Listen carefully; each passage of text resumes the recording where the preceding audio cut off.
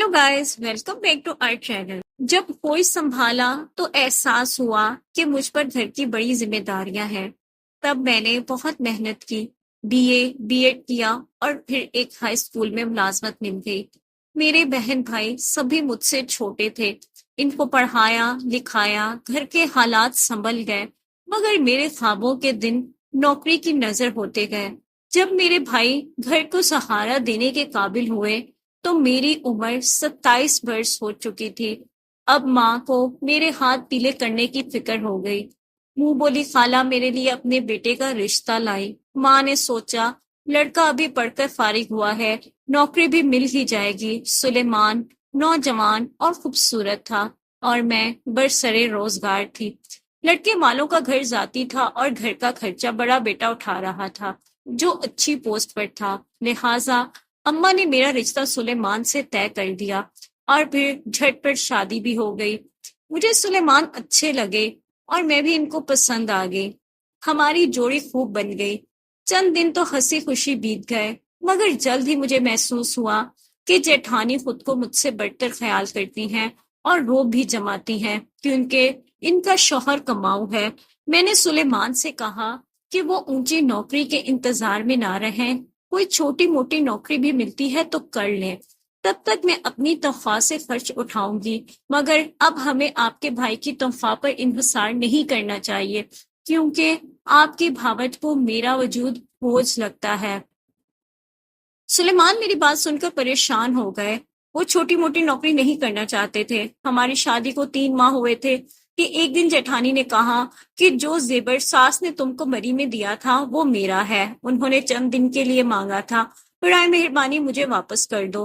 मैंने सास से पूछा तो वो खामोश हो गई और मैंने जेठानी को जेबर वापस कर दिया। जब शाम को सुलेमान घर आए तो मैंने बताया कि तुम्हारी भाभत साहिबा ने मुझसे जेबर वापस ले लिया है। अगर आपके पास जेवर चढ़ाने की तौफीक नहीं थी तो ना चढ़ाते, मांगेगा तो ना पहनाते। वो बोले जेवर तो मेरी माँ का था, भावच का नहीं। वो अपना हिस्सा ले चुकी हैं। शायद इस वजह से मेरी माँ खामोश हो गई थी कि वो घर में झगड़ा नहीं चाहती थी क्योंकि घर भाई की कमाई पर चल रहा है और मैं बेरोजगार हूँ। खैर तुम अफसरदा ना हो, मैं तुम्हें जेवर पहनाऊंगा और इससे भी अच्छा और भारी जेवर होगा। खुदा जाने कैसे मेरे मुंह से ये अल्फाज निकल गए कि मेरी अच्छी तनख्वाह है, खुद लेकर पहन सकती हूँ। आप झूठे दिलासे ना दीजिए, बस आप नौकरी ढूंढ लीजिए, यही मेरे लिए बहुत होगा। मैंने तो वैसे ही कह दिया था, मुझे इल्म नहीं था कि सुलेमान इस बात का इतना गहरा असर लेंगे। वो काफी अरसे खामोश और बुझे बुझे रहने लगे। इतने मायूस हो गए कि एक दिन ऐसी हरकत कर डाली। मुझे नहीं मालूम था कि मेरे शौहर का हल्का अहबाब कैसा था।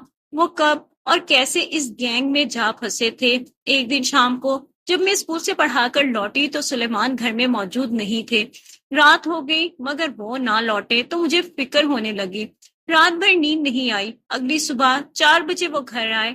इनके हाथ में एक बैग था जिसमें कुछ जेवरात और नकद रकम थी। कहने लगे ये जेवरात तुम्हारे हैं और रकम भी संभालो, इससे कोई कारोबार करना है ताकि तुम्हें भाभी के रोब में ना रहना पड़े।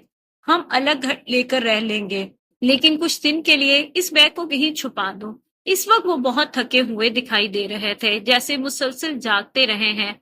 मैंने कोई सवाल करना मुनासिब नहीं समझा। इनका हाथ भी जख्मी था। मैंने पूछा ये आपके हाथ को क्या हुआ है?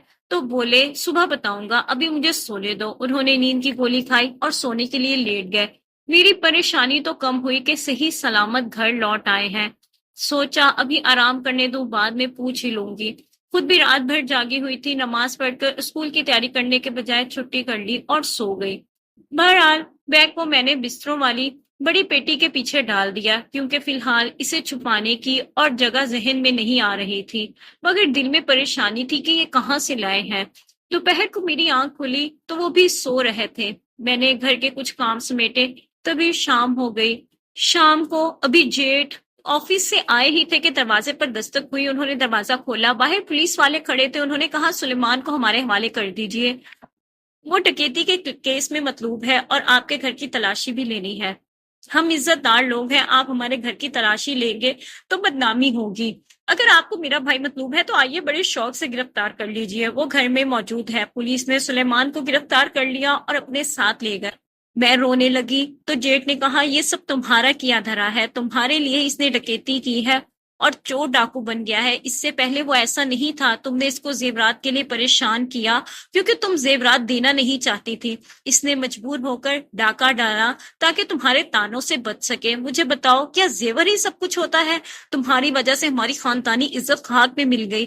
اب میں تمہیں وہ سبق سکھاؤں گا کہ یاد کرو گی۔ اس کو کہتے ہیں چت بھی میری اور پت بھی میری۔ بھلا میرا کیا قصور تھا؟ انہوں نے زیور بری میں چڑھا کر واپس مانگے، میں نے دے دیے۔ اب میں شوہر سے شکوہ نہ کرتی تو کس سے کرتی؟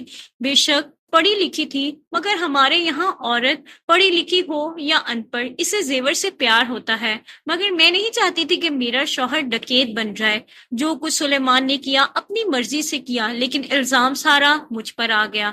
البتہ یہ میری غلطی تھی کہ میں نے شوہر کے کہنے پر بیگ چھپا دیا اور اس بارے میں جیٹ کو نہیں بتایا، اس خوف سے کہ وہ یہ بیگ پولیس کے حوالے کر دیں گے تو پولیس کو فوراً ڈکیتی کا ثبوت مل جائے گا، پھر سلیمان بری طرح کیس میں پھنس جائیں گے۔ یہ نہیں پتا تھا کہ جب پولیس اپنے داؤ آزمائے گی تو وہ خود سب کچھ بتانے پر مجبور ہو جائیں گے۔ زخمی ہاتھ نے بھی سارا راز اگل دیا کہ انہوں نے کھڑکی کا شیشہ مکہ مار کر توڑا تھا جب ڈکیتی کے لیے کمرے میں داخل ہونا تھا۔ پولیس دوبارہ گھر آ گئی بیگ برآمد کرنے کے لیے۔ تب جیٹ مجھ پر بہت بگڑے کہ تم نے مجھے کیوں نہیں بتایا کہ وہ بیگ تمہارے پاس ہے، اب اور زیادہ لینے کے دینے پڑ جائیں گے اور ہو سکتا ہے میری نوکری زد میں آ جائے۔ تم عجیب پڑھی لکھی جاہل عورت ہو۔ اگر اس وقت ہم نے بیگ پولیس کے حوالے کیا ہوتا تو ہم شریک جرم نہ ٹھہرتے۔ اب تم کو بھی یہ پکڑ کر لے جائیں گے کیونکہ چوری کا مال ہم سے برآمد ہوا ہے۔ بیگ تو پولیس کے حوالے ہوا، لیکن اس کے بعد تھوڑی بہت کارروائی دکھانے کو گھر کی تلاشی بھی لی گئی۔ جیٹ صاحب پوزیشن والے آدمی تھے، پولیس کے ایک بڑے آفیسر سے ان کے اچھے مراسم تھے۔ انہوں نے ان کو فون کر کے سچ سے تمام احوال بتا کر کہا کہ یہ عورتوں کے کرتوت ہیں اور مرد اسی طرح پھنس جاتے ہیں۔ انہوں نے جیٹ کی شرافت کی لاج رکھی اور بات صرف سلیمان کی گرفتاری تک ہی محدود رہی۔ گھر کے دیگر افراد کو شامل تفتیش نہیں کیا، نہ ہی کسی کو پولیس نے پریشان کیا۔ سلیمان نے قبول کر لیا کہ اس نے اس ڈکیتی میں پہلی بار حصہ لیا ہے۔ اس طرح بچ تو گیا، مگر ہمارے جیٹ نے کہہ دیا کہ میرا اپنے ڈکیت بھائی سے کوئی تعلق نہیں، نہ میں اس کی ضمانت یا کیس میں کوئی مدد کروں گا اور نہ میرا اس سے کوئی رشتہ اور واسطہ ہے۔ تم اپنے میکے جا سکتی ہو۔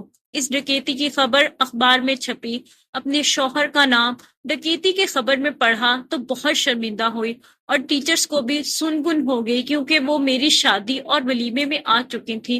انہوں نے سلیمان کو دیکھا ہوا تھا اور اب ڈاکوؤں اور چوروں کے گینگ کے افراد کے ساتھ ان کی بھی تصویر چھپی ہوئی تھی۔ بھلا اخبار والے کس کو بخشتے ہیں؟ جبکہ بڑے بھائی نے لا تعلقی کا اعلان کر دیا تھا۔ میں چند ماہ کی دلہن تھی اور وہ ٹیچر جو شادی والے دن مجھ پر رشک کر رہی تھی اب طنزیہ مسکرا رہی تھی۔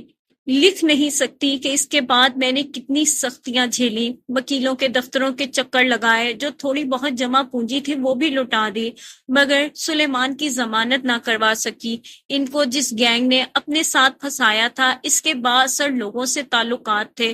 جو لوگ پکڑے گئے تھے ان سب کی ضمانت ہو گئی۔ انہوں نے سارا الزام سلیمان پر ڈال دیا اور میں نہ تو اپنے شوہر کو جیل کی سلاخوں سے رہائی دلوا سکی۔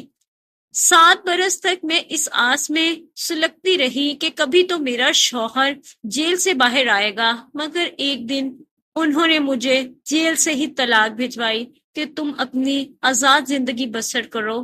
مجھ پر تو ڈاکو ہونے کا دھبا لگ چکا ہے، حالانکہ میں نے کسی کا قتل نہیں کیا۔ تمہارے لیے زیور لانے کی خاطر چوری میں ضرور شریک ہوا تھا۔ مجھے خبر نہ تھی کہ جرائم کی دنیا اتنی بھیانک ہوتی ہے کہ کرے کوئی اور بھرے کوئی والا جملہ پورا ہو جاتا ہے۔ میں تو سلیمان کے لیے عمر بھر بھی انتظار کر سکتی تھی۔ میں نے تو ان سے آزادی نہیں مانگی تھی، خود انہوں نے مجھے آزاد کر دیا۔ مجھے اپنے محبوب شوہر سے واقعی محبت تھی، اس لیے دوبارہ شادی نہیں کی۔ والدین اور بھائی کہہ کر ہار گئے۔ سوچا بس اب یہی زندگی بہتر ہے، جو ہوا سو ہوا۔ اللہ نے ملازمت دی ہوئی تھی، کسی کی محتاج تو نہیں تھی۔